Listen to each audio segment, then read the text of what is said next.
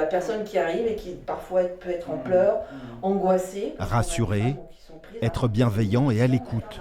C'est le quotidien des responsables de l'association paloise du côté des femmes. En cette journée internationale pour l'élimination de la violence à l'égard des femmes, le préfet est venu constater l'incroyable travail des 26 salariés et 18 bénévoles. L'an passé, ils sont venus en aide à 878 femmes.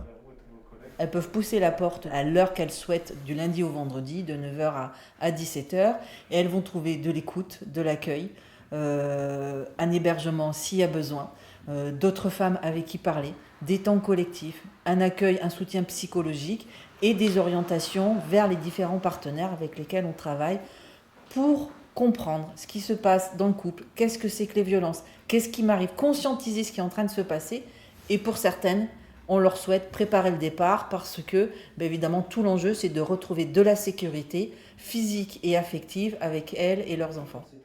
Pour mettre en sécurité les femmes en danger, l'association dispose d'une habitation d'urgence et propose 33 appartements en Béarn. Les adresses sont tenues secrètes par mesure de protection. Car dans le département, les chiffres des violences intrafamiliales augmentent fortement.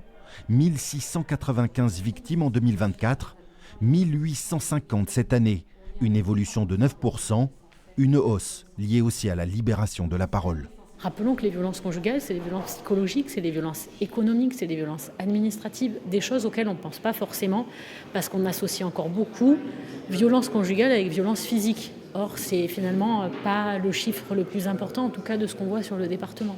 Le dénominateur commun, souvent, dans les faits de violence intrafamiliale, c'est l'alcool et aussi, d'ailleurs, la consommation de stupéfiants.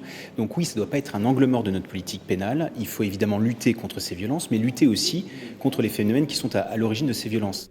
D'autres dispositifs de protection existent. Les téléphones grave danger, les bracelets anti-rapprochement et un numéro national, le 3919. Nous sommes tous mobilisés contre les violences.